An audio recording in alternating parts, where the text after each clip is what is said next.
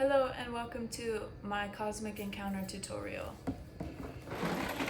This is Cosmic Encounter. Okay, basically everyone will have 5 planets, each with 4 ships on them. And you're trying to establish you're trying to be the first to establish 5 foreign colonies. What that means is that you have a ship on someone else's planet. So since I have a ship on someone else's planet, I would move my token up to 1, meaning I have 1 foreign colony. This is the stack of alien cards. Everyone has an alien card, and it tells you what you can do on it, and it also, along the bottom, tells you when you can participate. So this one says main player only. If you have to do your power, so this one says optional, you can do it if you want.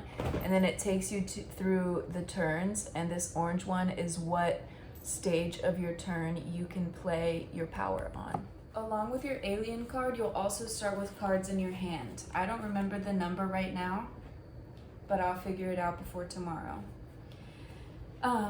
There are different types of cards. There are encounter cards. So there are 3 types of encounter cards. First is an attack, and it will have a number on it. So this one is number 8. So that means you add 8 to your score in an encounter. The second one is a negotiate. So that means that you, it tells you what it does on it, but if both players in the encounter play a negotiate, you have to negotiate. And it can pretty much be anything. You can say, I'll give you, a lot of people like to do, I'll give you a colony for my colony. I'll give you a planet if you give me a planet. So you can put your ships on someone else's planet and gain a point. You can trade cards. You can ask to see another person's cards. You can do anything, but you have 1 minute. And if you don't make a deal in 1 minute, you lose any 3 of your ships to the warp. The warp. And that means you can't use them anymore. The third type of card is really rare. It's a morph card. That means whatever your opponent plays, if you play a morph card and your opponent plays an 8, yours becomes an 8. So it just, if your opponent plays a negotiate, yours becomes a negotiate.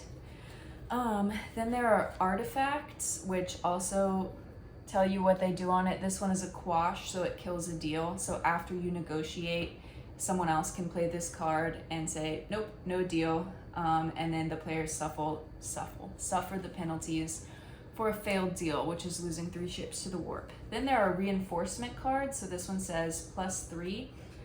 After you play your numbers, your attack cards, anyone can add reinforcement cards to any side. So it doesn't even just have to, you can add to your own or another player can add to yours. So I'll take you through a turn,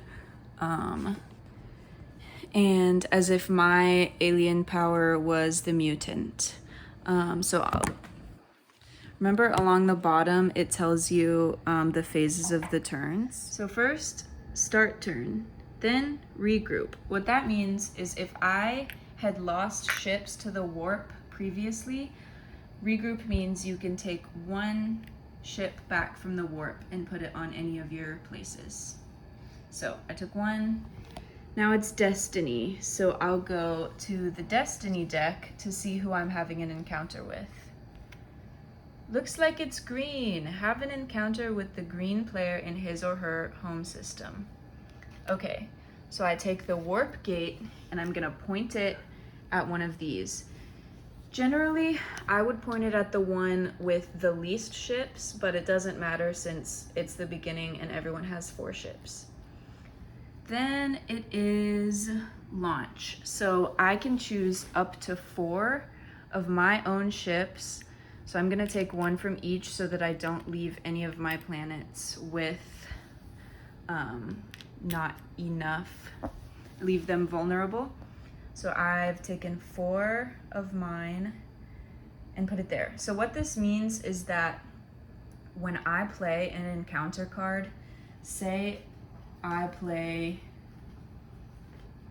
this 8 later, I'm gonna have 8 plus 4, and then they're gonna have 4 whatever their number is, plus 4, because they have 4 ships.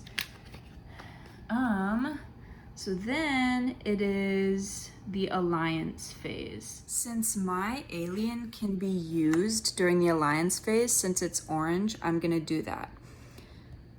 I'm the mutant. I have the power to regenerate. As a main player, so that means offense or defense, before allies are invited, I may use this power if you have fewer than 8 cards to refill your hand. To do this, draw cards one at a time at random from any players or from the deck. Draw until you have a full hand of 8 cards. What this means is that you can ask people to be your allies. So you can ask anyone or no one. You can ask individuals. You can say, I want to ask so-and-so and so-and-so. And the offense asks first, and they say, Julia, will you be in an alliance with me? And then the defense asks, and they say, Julia, will you be in an alliance with me? And then it will go either clockwise or counterclockwise. I will figure it out before tomorrow. And they'll say whether they want to. So let's say Julia's over here. Julia's purple. Since we've both asked, Julia will decide which of us to support, if any at all. And Julia will take up to 4 of her ships and put them either here on the warp gate with me or next to this planet on defense. And that adds to that person's total. So whatever that person plays, now it's 4 plus 2. Since I only have 5 cards in my hand right now, I'm gonna go ahead and draw from the deck until I have 8. So 1, 2, 3. Okay, now it's alliance. After alliance is the planning phase. So I'm gonna look at my cards, see what I have. Not looking super great for me. A lot of negotiates, which I can't do a ton with. During the planning phase, you can decide with the other player. Look, it's Junie. During the planning phase, you can decide with the other player whether you guys want to play negotiates. And you can lie, because if I play negotiate and green plays an attack, they automatically win. But that's very rude. But you might do it. So we'll plan. I'm gonna decide during my planning to play this 8 because it's the highest card that I have. It's also, I have 2 8s. Those are the only number cards that I have. I'm not feeling super confident because I know that Julia teamed up over here, so they already have +6 and I only have +4. But I'm gonna play my 8 because that's what I have. During the planning phase, you'll place the card that you want to play face down in front of the player, and then the other player will also choose their card and play it face down in front of me. Then it is the reveal phase. So you'll say 1, 2, 3, and both players will flip their cards at the same time. Looks like I've played an 8 and green has played a 6. So I have 8 plus 4, which is 12.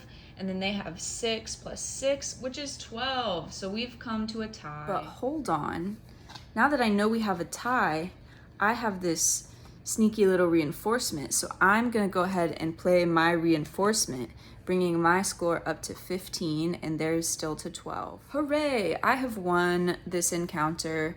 If they had reinforcement cards, they could also play. But now what happens is that their ships go to the warp, they lose them, and I gain a colony and get to move my little blue thing up to 1. And we'll put these in the discard pile. Storage on my phone, so now I'm filming on my iPad. But since I won this encounter, I can choose to go again and start another turn and draw another destiny card and go through. That's basically it, and it will become more clear as we go on. Something to remember is to always just read every card, because every card tells you what to do, and there's that helpful thing on the bottom of your alien card that lets you know what each phase of the turn is. And I'll like help it keep moving along. I actually forgot is that before the game starts, you'll go through and find the super card that matches up with your alien.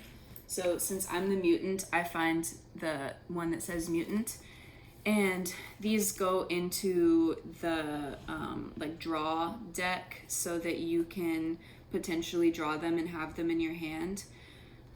So if you are not the mutant and you have this in your hand, you play the wild, which says, as a main player, if you win an encounter or make a deal, you may take one card at random from your opponent and each of her allies. And this is main player only, and it's during the resolution phase, so it shows you there. If I get it, since I'm the mutant, I can use the super power, and as a main player, you may discard up to 3 cards from your hand before using your power to refill your hand. Blah, blah, blah, but it's main player only, so that's like offense or defense, and it's in the alliance phase. So that's cool, because if you get your super, it makes your alien super powerful. And every card tells you what it does, and I think it's fairly straightforward. One of Becca's rules is that if you win, you get to put your name and the date in the box, in the lid of the box, and be immortalized forever in the Cosmic Encounter Hall of Fame. So yeah, but that's only if you win, because you can win, 2 people can win at one time if they both get to 5 colonies at the same time, but you can't put your name in the box if that happens. You have to win individually, so you can't like make a deal, like colony for a colony, and then you both win at the same time. Can't put your name in the box. Thanks for watching my Cosmic Encounter tutorial. If you feel like it, maybe come dressed up like an alien. That would be cool. Another fun rule that I forgot that I made up is that you, when you get your alien, you have to say, you have to do an impression of it at the beginning of the game and say what you think it sounds like. So this guy looks like this, and he sounds like this. Thank you.